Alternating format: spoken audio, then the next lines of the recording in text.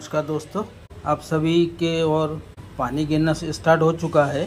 हमारे यहाँ से 2-3 दिन से काफ़ी पानी गिर रहा है। मौसम भी बादल छाया हुआ है चारों ओर। अब स्टार्टिंग ही है बरसात की। देखिए बादल पूरी ओर छाया हुआ है, पानी तो अभी गिरने ही वाला है। तो ये मान लीजिए कि बरसात की सीज़न जो है स्टार्ट हो चुका है। अब चारों ओर हर जगह पानी गिरने वाला है।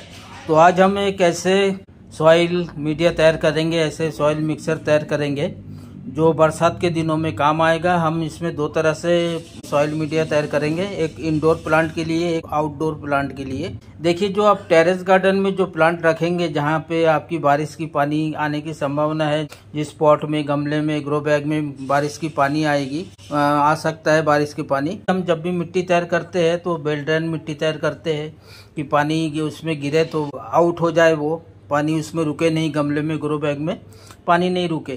तो हम क्या करते हैं कि जब पानी नहीं रुके इस तरह से मिट्टी तैयार करते हैं तो उसमें जो हम फर्टिलाइज़र देते हैं, वो फर्टिलाइज़र क्या होता है कि जैसे ही पानी गिरता है तो वो फर्टिलाइज़र वो धुल जाता है। तो फर्टिलाइज़र जब पानी से निकल जाता है तो उसमें पौधे की जो ग्रोथ है वो रुक जाती है। तो पौधे अच्छा ग्रोथ नहीं करता है। बरसात के दिनों में देखा होगा कि बरसात में ज़्यादा ग्रो नहीं करता है। उसके बरसात जैसे ही ख़त्म हो जाता है, ठंडा आने लगता है, उस समय पौधे की ग्रोथ जो है वो अच्छा होने लगता है। सब्जियां, वेजिटेबल, फ्रूट वगैरह भी अच्छा अपने को मिलने लगता है। तो हम बरसात के दिनों में जो टेरेस पे जो प्लांट रखेंगे या ग्राउंड में जो प्लांट रखेंगे, उसकी मिट्टी कैसे तैयार हो, अच्छी मिट्टी हो, जो सारे पोषक तत्व उसमें मिलता रहे, समय समय पर मिलता रहे। हमें बार बार जो खाद है, फर्टिलाइज़र है, बार बार देने की आवश्यकता नहीं पड़े। ऐसे ही एक मिट्टी हम तैयार करेंगे। तो देखिए यहाँ पे उस मिट्टी को तैयार करने के लिए हमने 2 चीज़ इस्तेमाल किया है। एक तो हम आउटडोर प्लांट के लिए करेंगे, एक दूसरा जो है इंडोर प्लांट के लिए करेंगे।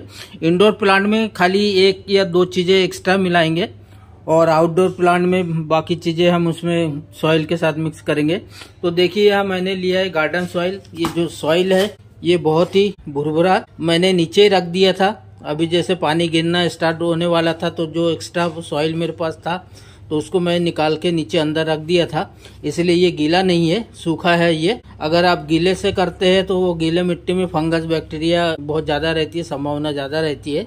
तो मैंने यहाँ पे ये मैंने गार्डन सॉइल लिया। ये सॉइल बहुत बुरबुरा है और इसमें जो भी हम फर्टिलाइजर मिलाएंगे वो पोषक तत्व से भरपूर होगा। देखिए यहाँ पे मैंने लिया है कुछ किचन वेस्ट, गार्डन वेस्ट, जो मैंने मिला के रख दिया था, जो अपने गार्डन से निकला हुआ था या किचन से निकला हुआ था। तो ये कंपोस्ट कुछ हद तक बनी हुई है। ये देखेंगे इसमें सारे किचन वेस्ट भी है, गार्डन वेस्ट भी है, और जो पत्तियां हमने कुछ कलेक्ट किया था वो था। तो उससे हमारे ये अच्छा कंपोस्ट बना है।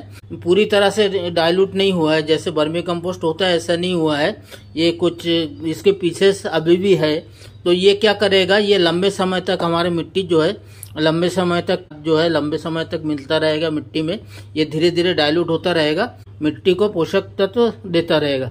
जैसे हम सभी जानते हैं कि जो पौधे के लिए 17 तरह के माइक्रोन्यूट्रिशंस की आवश्यकता होती है, जिसमें NPK हो गया, सेकेंडरी आपके माइक्रोन्यूट्रिशंस हो गया, जिसमें नाइट्रोजन, पोटेशियम, मैग्नीशियम, सल्फर वगैरह रहता है। वो सारे चीज हम इसमें ऐड करेंगे।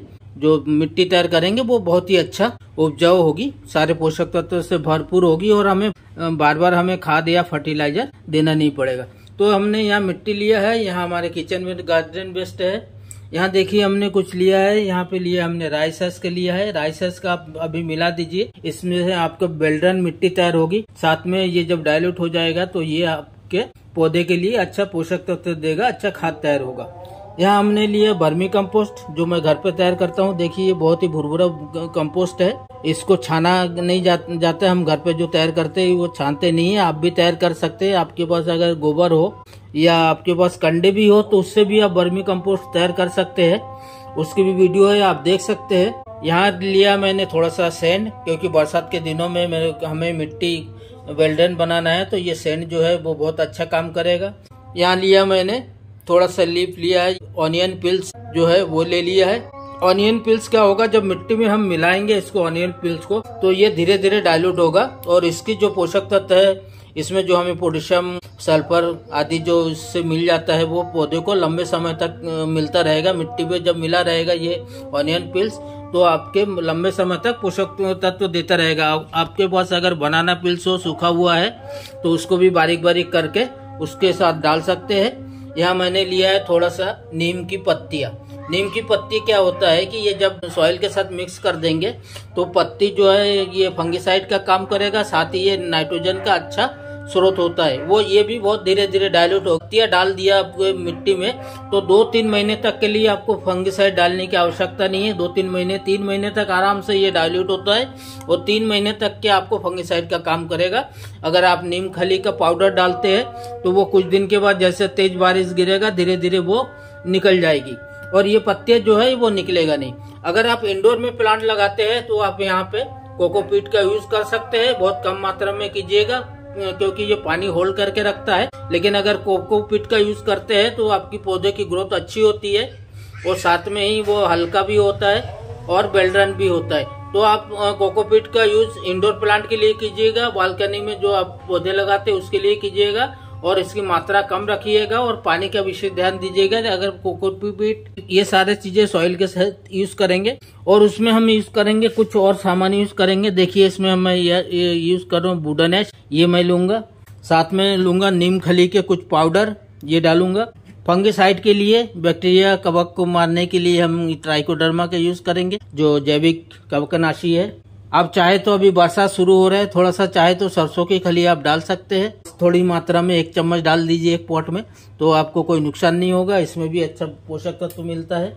मैं यहाँ पे ग्राउंड नट की अभी यूज कर रहा हूँ, सरसों की खली का नहीं कर रहा हूँ। ये मूंगफली की खली है, इसको भी डालेंगे। ये थोड़ा दानेदार है तो ये भी जल्दी पानी के साथ घुल के निकलेगा नहीं और हमारे मिट्टी में बहुत देर टाइम तक के ये मिट्टी में रहेगा, कम से कम 1-2 महीने तक के ये मिट्टी के साथ। अगर आप चाहे तो सरसों की जो केक है, इस तरह से जो दानेदार केक है, ये केक टाइप का है, इसको भी डाल सकते हैं। इसको थोड़ी मात्रा में अगर हल्का बारीक करके डालेंगे तो ये भी 1-2 महीने तक चल जाता है। आपके बरसात तक के ये मिट्टी को पोषक तत्व दे सकता है। ये अगर आप चाहे तो थोड़ा सा सीवीड डाल दीजिए। ये सीवीड भी बहुत लंबे समय तक ये घुलता नहीं है, ये भी कम से कम 15 दिन महीने लग जाता है ये घुलने में। जब वो मिट्टी के साथ रहता है तो वो धीरे धीरे पौधे को पोषक तत्व देता रहेगा। हम इसमें थोड़ा सा मात्रा में एप्सम साल्ट डालेंगे। जब भी हम पौधे लगाते हैं तो हम 2 चीज जरूर डालते हैं। एक तो एप्सम साल्ट डालते हैं पौधे को शॉक से बचाने के लिए और इसमें उसकी जड़ को मजबूती देता है।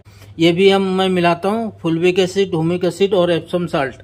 ये 2 चीजें जो है मैं अक्सर जब भी पौधे का रिपोर्ट करता हूँ तो उस समय मिलाता हूँ। जब भी मिट्टी तैयार करता हूँ तो ये दोनों चीजें मिलाता हूँ। ये रूट ग्रोमर का काम करता है, रूट हार्मोन्स का काम करता है, पौधे की जो जड़ है उसको मजबूती देता है।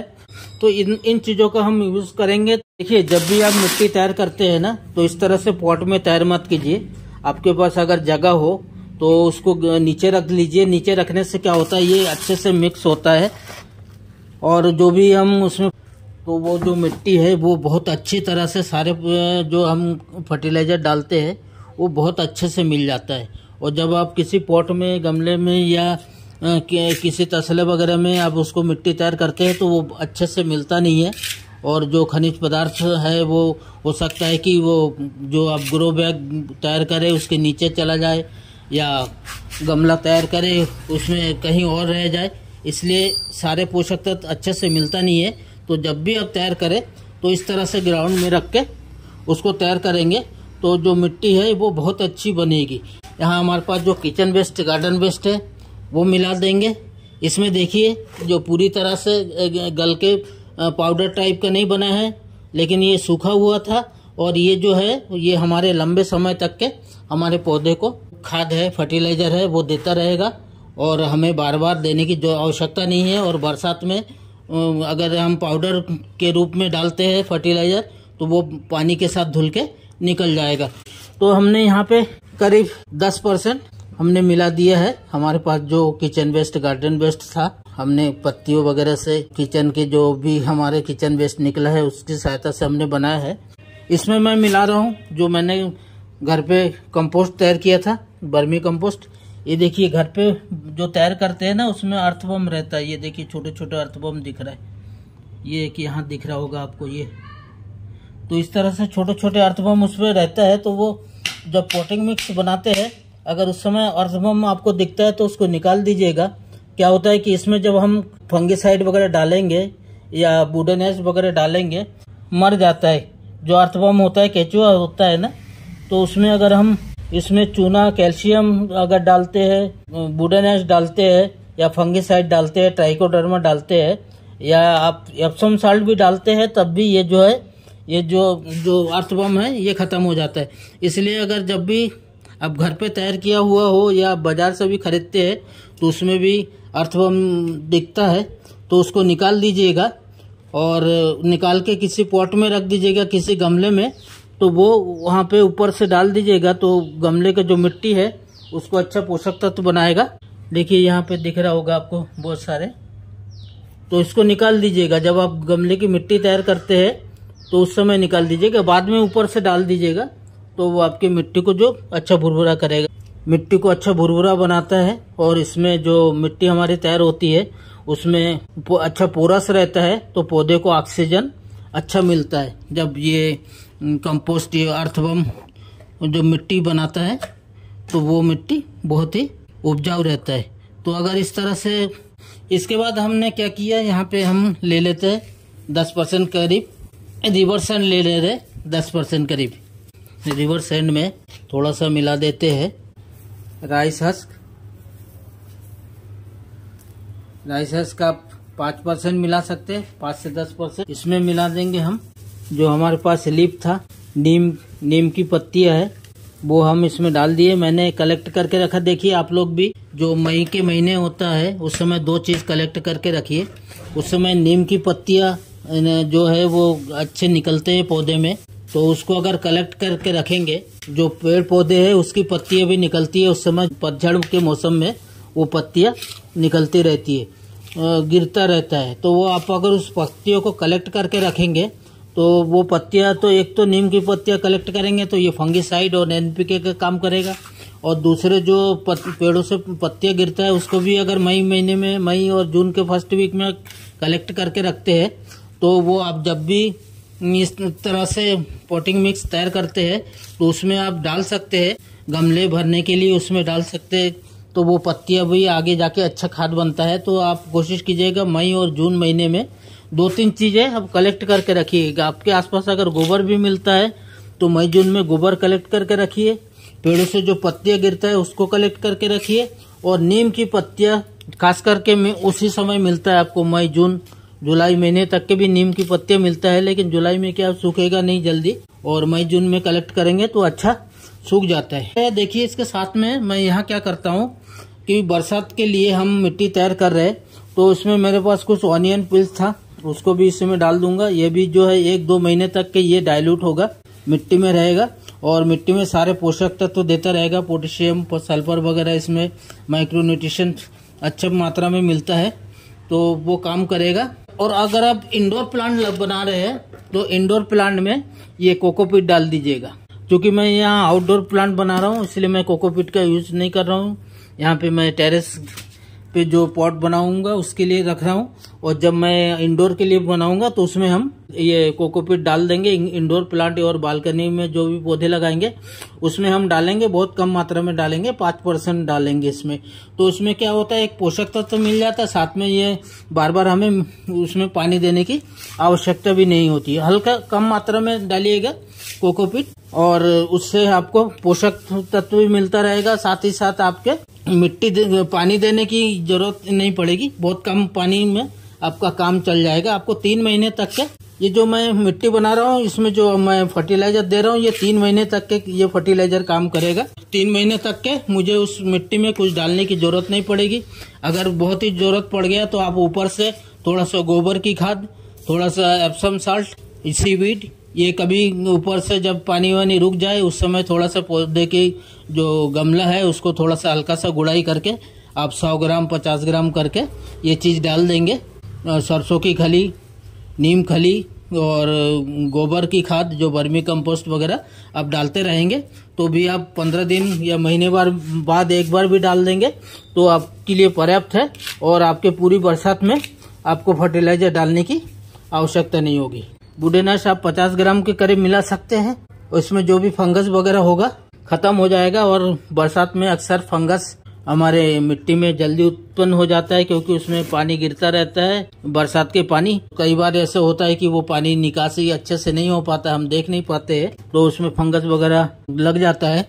साफ फंगिसाइड का वहाँ वो की चूंकि वो केमिकल है, तो वो भी पानी में डालेंगे तो वो पानी में धुल जाएगी।